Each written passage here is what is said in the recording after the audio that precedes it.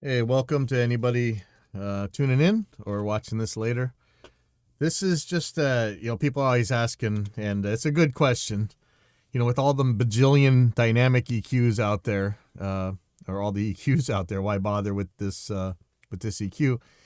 I'm gonna give you a couple of reasons, but if you don't need these things, we're not gonna tell you to buy something you don't need. So I'm just gonna show you what we do here with our dynamic EQ. So right off the bat, even if you're not a customer or whatever, I'm going to be using this from our tutorial page as a raw, the raw audio. It's a multi-track drum recording, and there's a video that goes along with it, so you can actually see what he's playing at the time. And this is like I say, it's available on our aiXdsp's.com. Go to resources, go to tutorials. And it's just this aiXdsp's tutorial file one. Says this is a video and set of multi-tracks so you can see the drums being hit and easily follow along with any tutorials or presets. If you're using Reaper, you can just open the included project files. Other DAWs can easily drag and drop in the media. So it's right there. You can grab this file. It's pretty handy. I use it for a lot of testing. And in this case, let's just...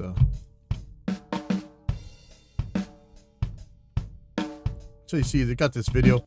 Really, the video is handy for when you're learning gates and things like that, because you can see exactly when things were supposed to happen. So,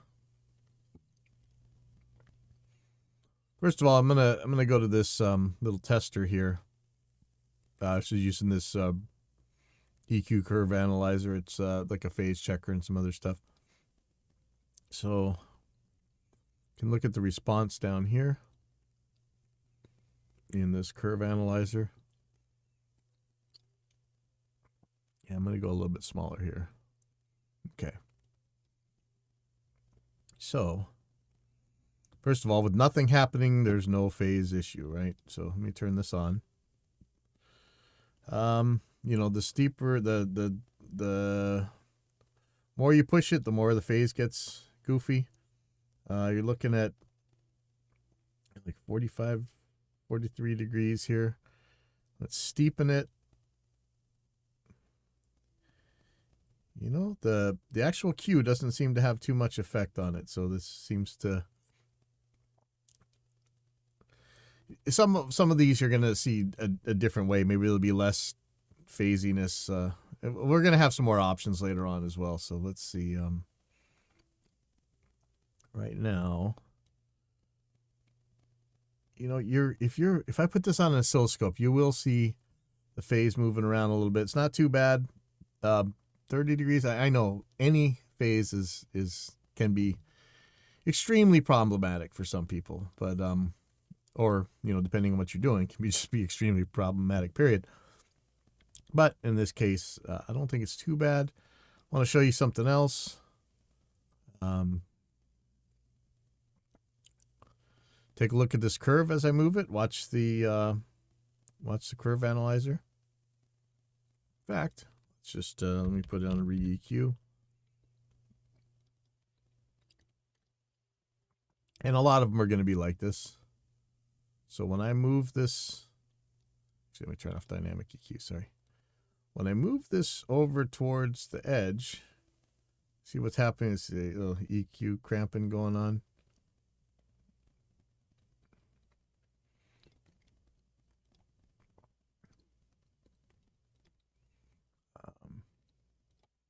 Let's look at the different bands.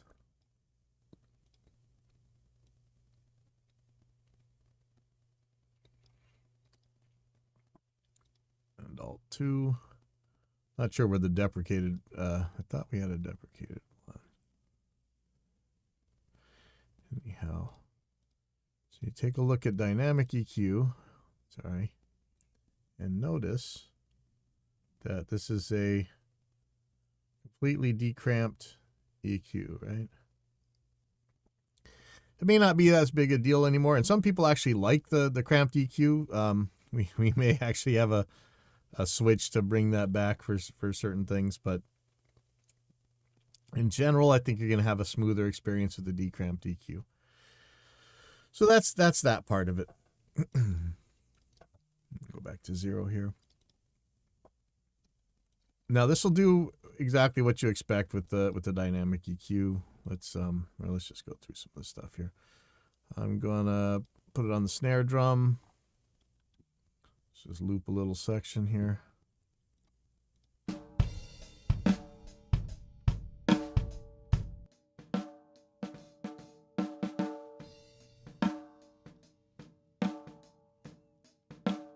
Your standard EQ functions. Here's your high pass filter.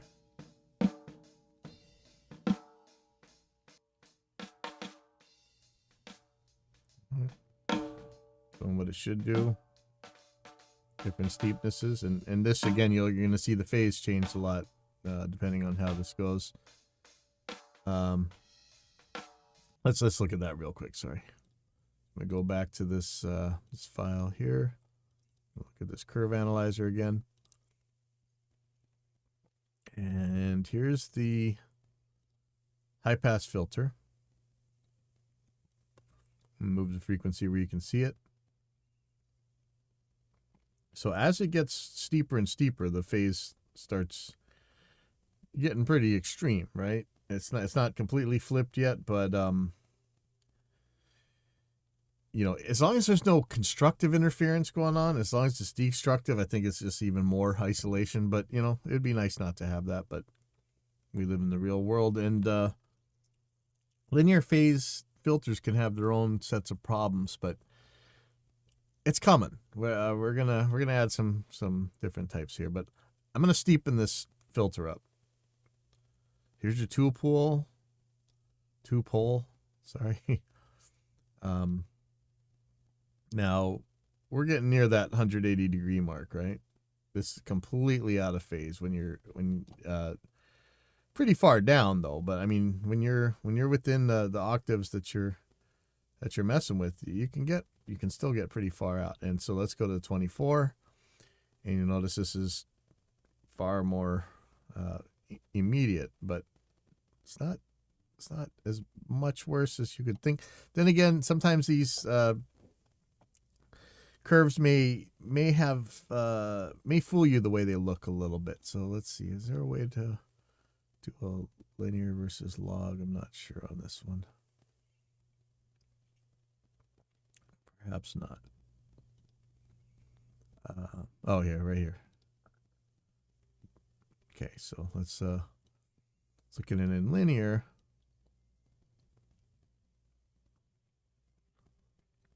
Give you kind of a better idea of what's going on here, maybe.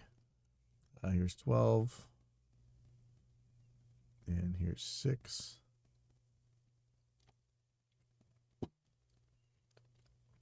Okay, I'm going to bypass this again. Get rid of this window again. Hopefully I don't have to come back to this again. So let's show you. So there's your low pass.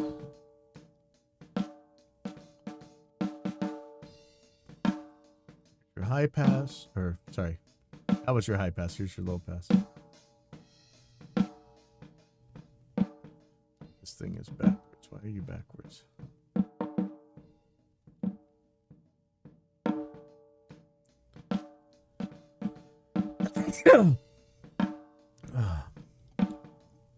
Just make a note of that real quick. Sorry. It's been pumping out versions lately.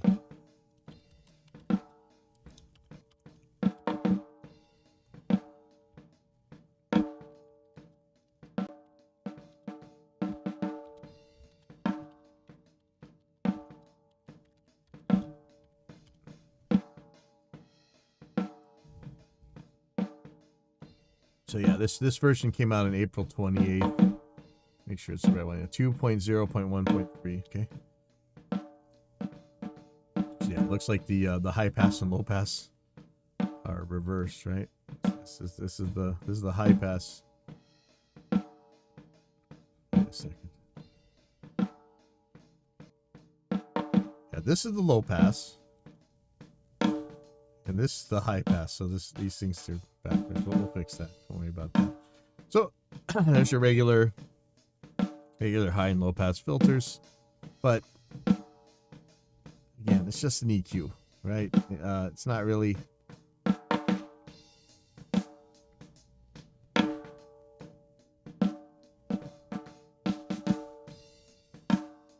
That's what you expect from an EQ. You get your gain, frequency, and Q controls.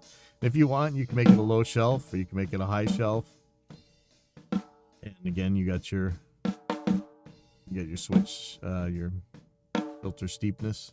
But what's probably going to matter to you more is the dynamic functions. Let's go over some of that.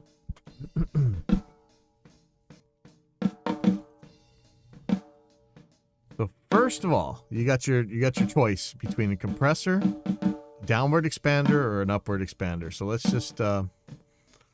just make one big fat band real quick. Do this in a way that you would never use this thing. I'm gonna turn.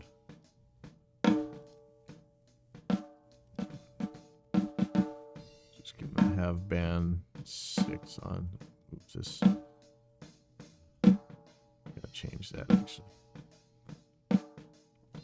Band 5 I'm gonna turn off, so band 6 I'm gonna turn on, and I'm gonna make this a low shelf.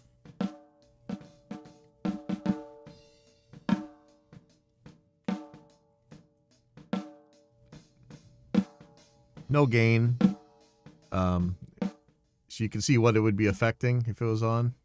So it's just gonna be very, very, very basic.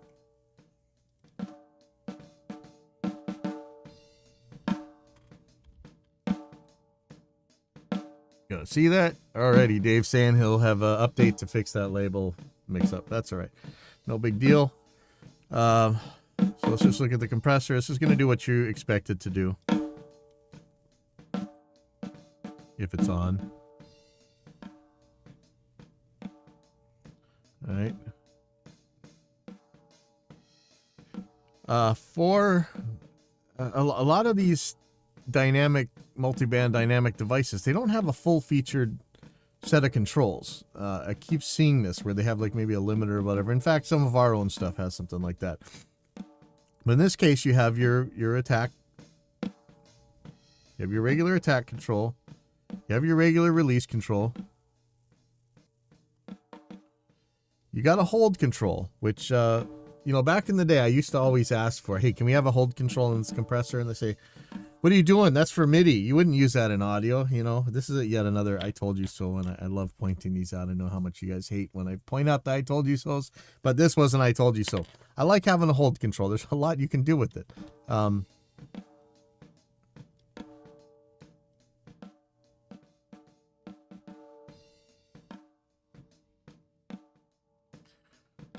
So if you see, if you're using anything but 0 on the hold control, that's going to be a time after the attack curve starts and whatever, before the release curve takes over.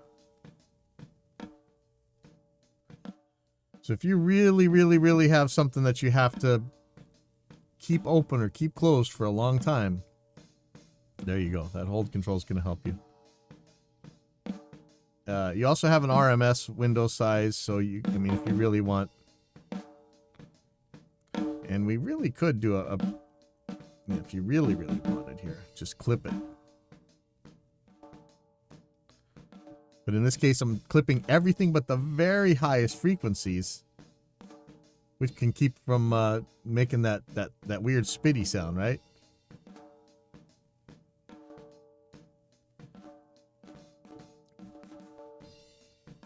That's been a trick with clippers lately, is people kind of not putting the clipper on the very highest frequencies, or even actually down pretty low. And that's kind of where we're most sensitive to distortion, or, part of that anyway.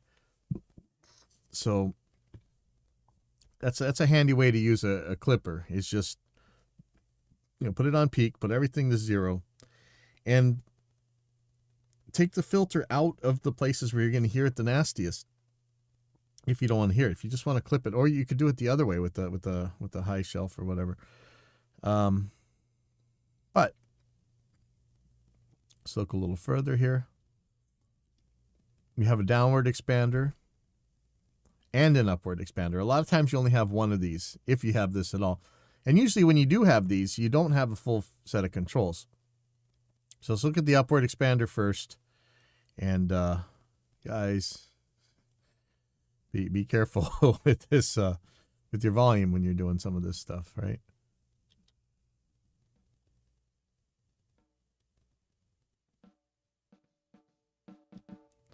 So I used to call these bonkers, right? You would take this and you'd use it to bonk something higher when the certain threshold is exceeded.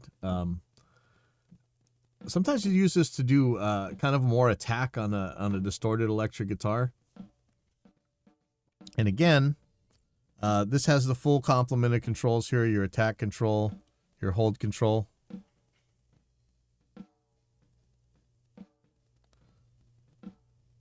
And your release control, just like the full set of controls you'd expect from a compressor, from a dynamic device. Now here is where we're really going to go. Let's change this to peaking mode real quick. Now, when I was first working on, so like Dave's pointing out, there's a expander max gain here to keep you from totally exploding your whole setup when you're messing around with expanders. And one is a plus 24 max, and that will take your head off if you're not careful. I'm going to be a little bit paranoid no matter what with the volume knobs, especially when I'm streaming here. But let me turn this off, and you're going to see why I'm being paranoid here. And see, he put it in red, right? Look at this thing. It's in red, and it says warning. So you've been warned, all right? Come on. So we do infinity to 1 and just bring this down. I'm going to do a low shelf here.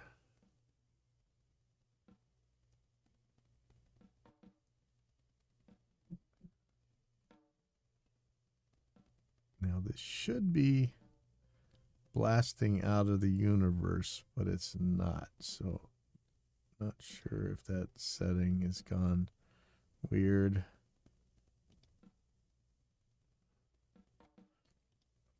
This used to explode and just kind of destroy everything.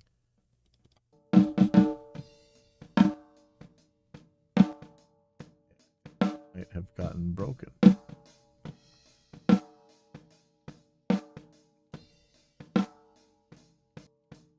Alright, deal with this later. Anyway, when this thing comes back, it's on +6 by default to keep this from breaking, because it's a potentially kind of a dangerous situation. Looks like we just found a bug on the air, but that's okay. We'll deal with that. Okay. Note that we got a limiter here. You probably might have seen the video where I used this limiter as a guitar distortion box. Actually worked pretty good. This is a soft mode, hard mode, or off. So if you're really worried, keep that limiter on. Or use it for your creative effects. You know, if you want to just pull on clipper, just put it on hard mode and just crank into it.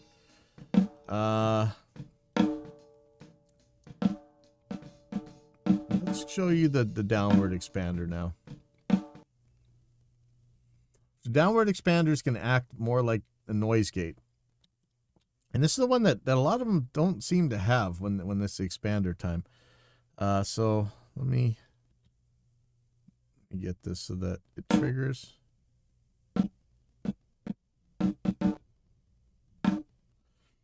Okay, so now you're acting like a gate, right?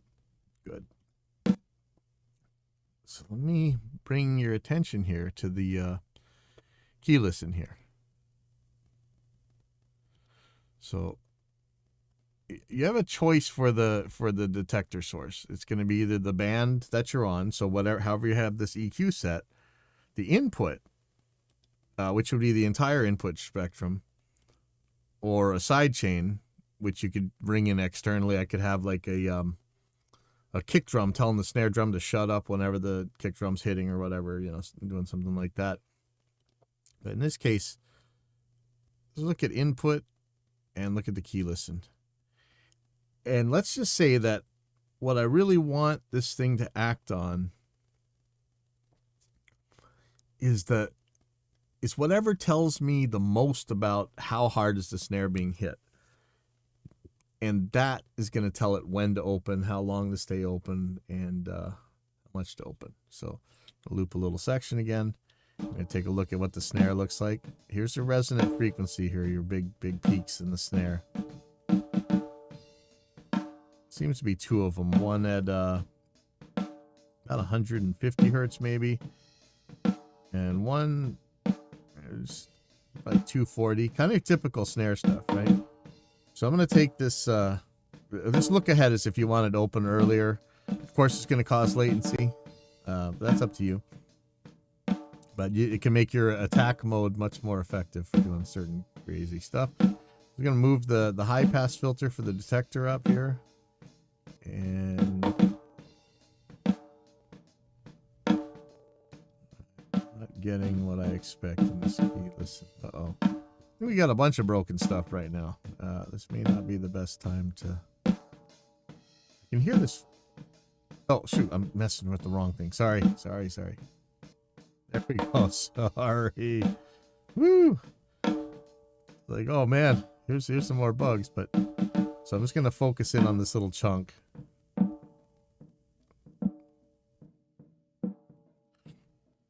Let me show you, like if I had the side chain on, so we shouldn't be able to hear because the side chain is in. Make a 4-way.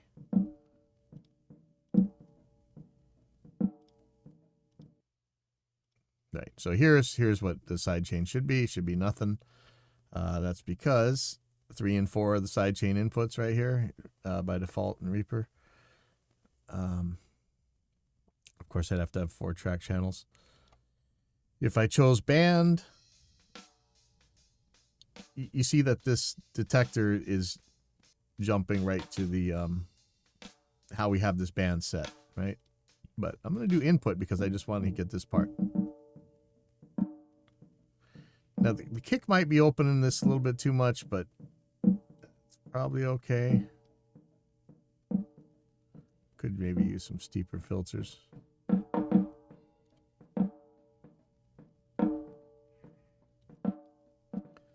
Okay, so let's go back, get out of key listen mode.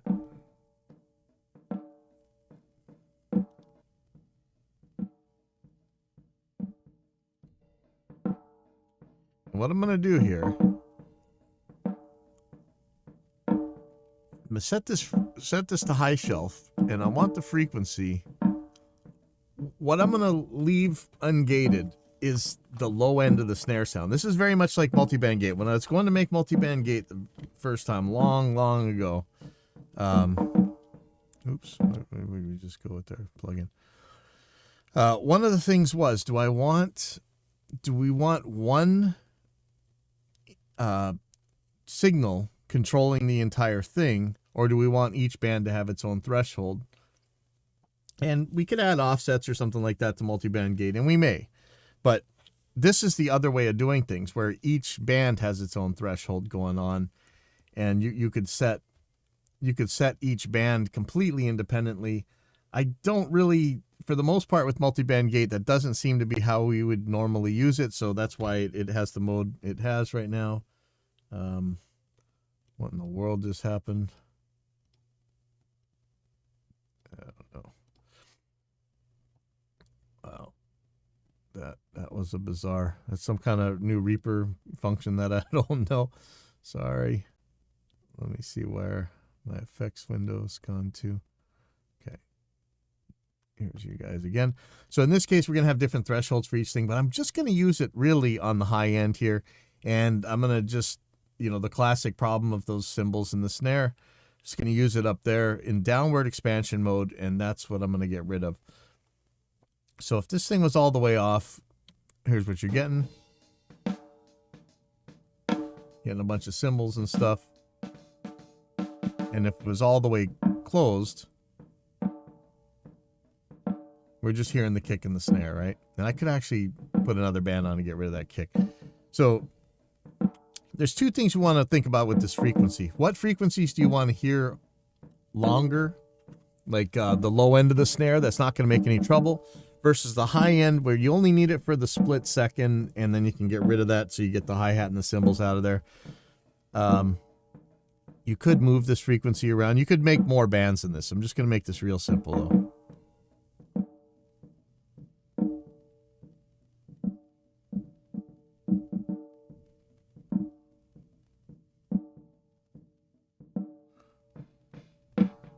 See, and if I have it up here, then there's going to be too much cymbals still coming through.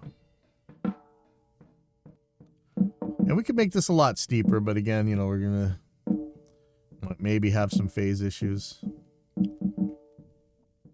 Seems pretty good here, 2500-ish hertz. And so let's start going. So, and remember, what we're listening to for the detector was...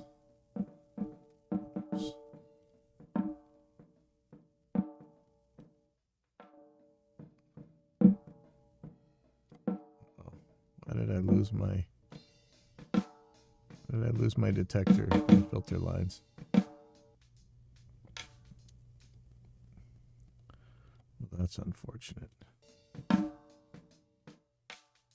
Either I'm screwing up or we got some visual bugs got to deal with, but let me pop this back up. Hopefully it comes back. Yeah, there we go. There we go, another. All right.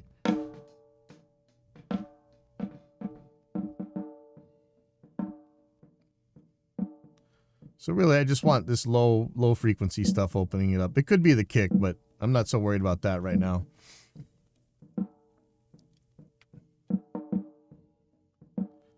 But yeah, it looks like we need to, it's another visual bug we got to deal with.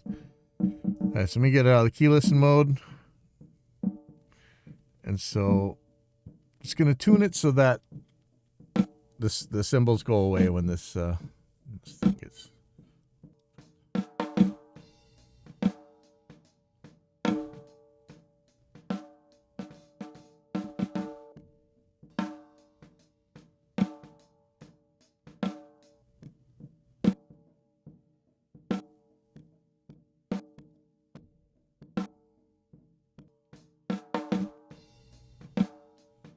A little too twitchy down here.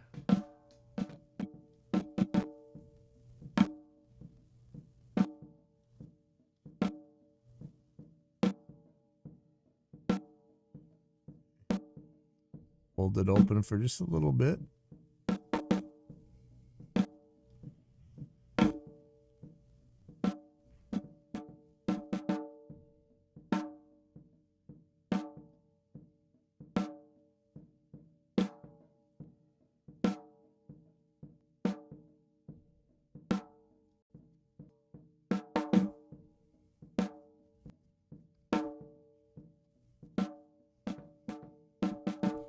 And so now, if I really wanted, I could put another band here.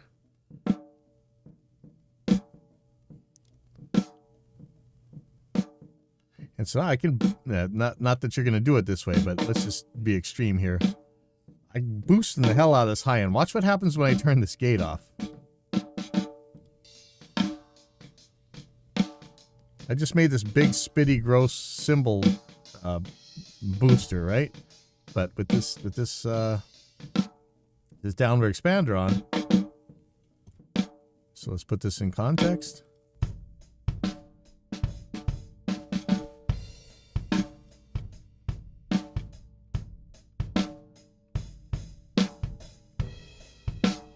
Now I can have the cymbals where I want them.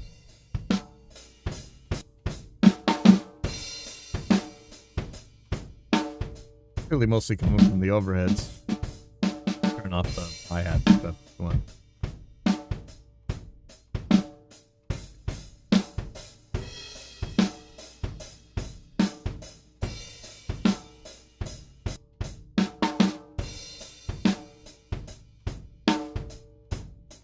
So even with this going crazy spitty, where it just makes really nasty hi-hats and cymbals and stuff, It's not really a problem. Right? So that would be a different way than you're using with multi-band gate. You could have more bands here and put different thresholds on everything. But again, I think multi-band gate usually works a little bit better than this for the most part. But there's all kinds of stuff like noisy guitar amps, for instance. Do I have something handy? If I had a noisy guitar amp going through here, what is it, Horizon? Is it the thing? Horizon gate? It's some kind of distortion thing, has its own gate on it. And it seems to be where it really just turns off the high end. And that's where most of that fizz and all fuzz and all that junk is on the guitar. The objectionable part of the guitar noise, for the most part, usually is anyways. And you could do the same thing with that guitar amp. And, you know, like I say, it's also got this limiter. You got a lot of features here. It's your MS modes. You can encode the input or the output or both or neither.